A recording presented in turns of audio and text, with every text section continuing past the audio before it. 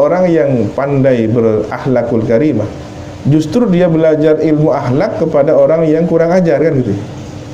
Dengan kepekaan rasanya, ketika dia menemukan orang kurang ajar, awak mak kurang ajar ya, tak cocok. Kalau saya pelakunya, berarti saya akan membuat tersinggung orang lain. Saya kan tersinggung diomongi seperti itu oleh dia, maka saya jangan berkata demikian. Begitu. Setiap kita ini adalah cerminan bagi yang lain.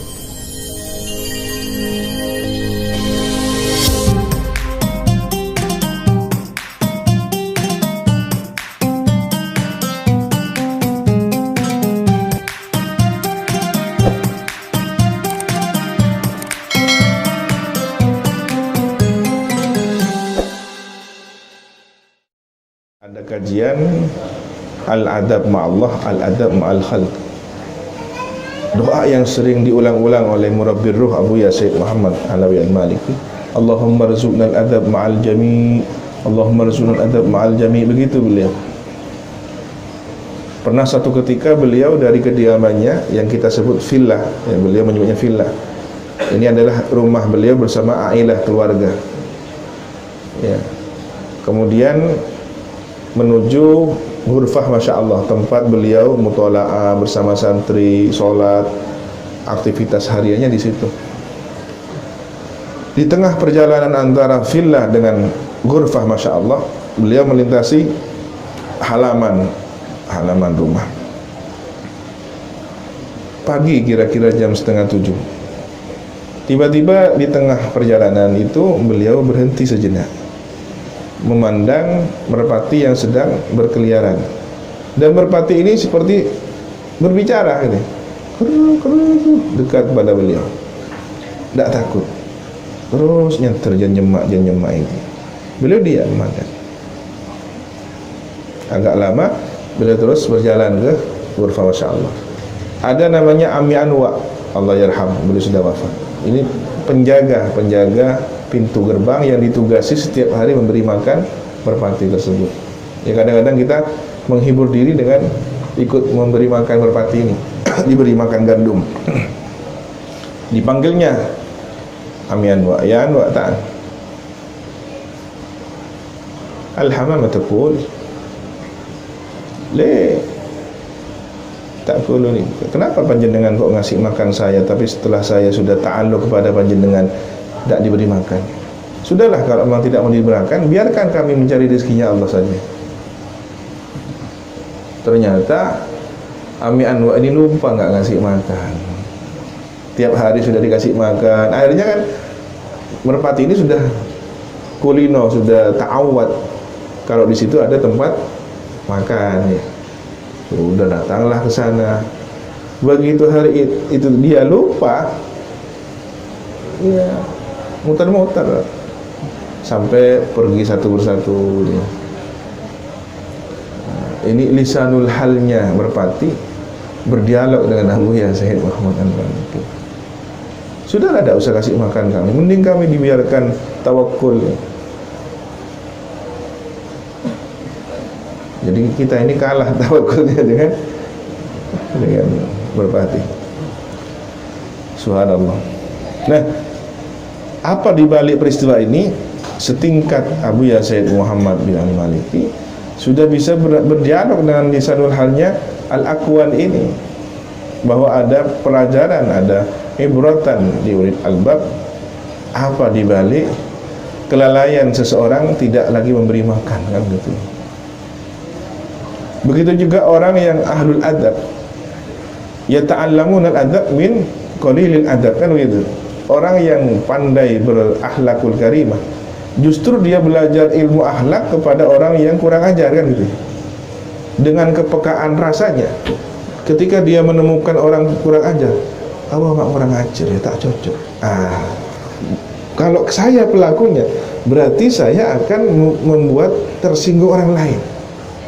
Saya kan tersinggung diomongi seperti itu oleh dia, maka saya jangan berkata demikian. Begitu. Setiap kita ini adalah cerminan bagi yang lain, terutama seorang mukmin. Orang mukmin adalah cerminan bagi mukmin lainnya. Kalau tidak mau disakiti, jangan menyakiti. Kama tadinu tudan, ya. Kalau tidak ingin orang tua kita dicaci, jangan pernah mencaci orang tua orang lain. Kalau tidak ingin guru kita dicaci, jangan pernah mencaci guru orang lain. Kalau tidak ingin rumah kita dilempari batu, ya, rumah kaca kita tidak ingin dilempari batu, jangan melempar kaca rumah orang lain. Ini ilmu tingkat tinggi, ya. Bagaimana siapa Al-Bustami bisa berdialog dengan anjing yang menjulurkan lidahnya dengan air liurnya yang mengalir itu, ternyata menjadi gurunya. Anjing ini menegur Syekh Bustami. Engkau wahai imam dengan jubahmu, dengan imamahmu, ya, dimuliakan orang, sementara aku dengan lidahku yang menjulur, air liurku yang mengalir, ya, dan gonggonganku yang mengganggu orang banyak. Aku tidak pernah meminta kepada Allah, tetapi aku diberi seperti ini. Tetapi ketika engkau menyalahkanku, menghinaku dengan keadaanku yang ini merupakan ciptaan Allah, kepada siapa engkau menghina? Kepadaku atau kepada penciptaku? Wahai imam, fuqaha menyatakan bahwa airku najis muwalladah, tapi bisa dibasuh dengan 7 kali basuhan dicampur, salah satunya dengan debu. Sementara najis muwalladah yang ada dalam hatimu tidak akan bisa dibasuh meskipun dengan 7 samudera sekalipun. Anjing lisanul halnya berdialog dengan Imam Bustami. Nah, sementara kita melihat teman kita hanya gara-gara pesek hidungnya saja, pesek hidungnya, kepada siapa dia menghina, kan? Pernah kan ada dialog suami istri, si istri ini sedang pengen makan semangka, berilah ke pasar. Begitu nyampe di pasar, tidak ada lagi kecuali itu pilihannya, sudah semangka terakhir, dibawalah ke rumah. Begitu dibelah, sudah warnanya pucat, tidak manis pula, kan gitu. Marah, didiamkan oleh suaminya. Teruskan, ya marah. Marah itu bu, bukan kikir ke siapa deh. Mungkin itu yang melopot. Neng pasar tidak boleh kundi. Bukan mun kikir kan, kok tak berapa. Tapi mun kikir kasih acuan, cari saya acuan jadi dari tani. Bukan mun kikir kasih tani, sering tani jadi kayak nanam. Pas kikir ke siapa? Ke tanah berisi numbuh. Pada akhirnya dia akan marah kepada yang menumbuhkan.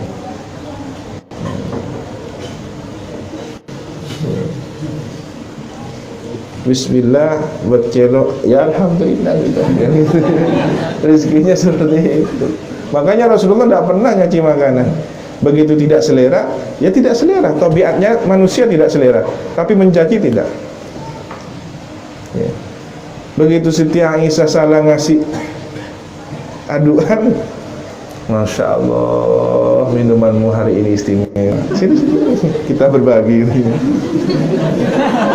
Coba, ya Allah.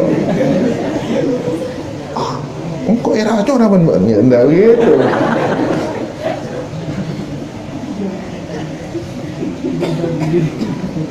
Sudah pernah ceritanya suami ditanya oleh anaknya gara-gara telur mata sapi yang gosong. Belum tahu ceritanya. Si istri kecapean karena aktivitasnya tinggi, maka pagi harinya dia harus memasak masakan sarapan pagi untuk suaminya. Ya sudah, bismillah ala barakatillah, sampai telurnya gosong, mau dibuang eman, tidak dibuang, masa mau diaturkan gitu. Ya sudah. Kemudian si istri minta maaf, telurnya gosong. Oh, enggak apa-apa, saya suka sama telur gosong. Dimakan sampai habis.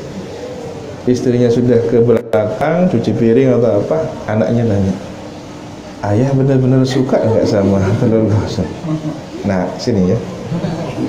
Ibumu semalam itu kerjanya apa? Ini. Berat kan, capek. Dia hari ini, pagi ini kurang istirahat. Maka ketika dia masak kurang konsentrasi. Sehingga telurnya gosong. Jadi sebenarnya yang menyakitkan itu bukan telur gosongnya atau pukulan, tapi ucapan yang kasar itu yang menyakiti. Nah,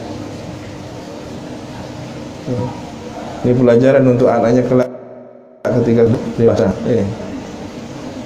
Sementara ada orang kadang-kadang hanya kurang ininya, kurang itunya. Rajo nanggu.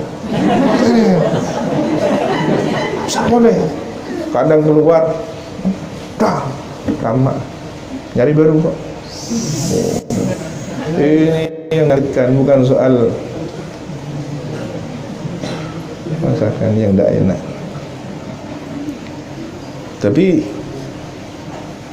kelalaian manusialah yang kemudian seringkali menimbulkan konflik itu terjadi.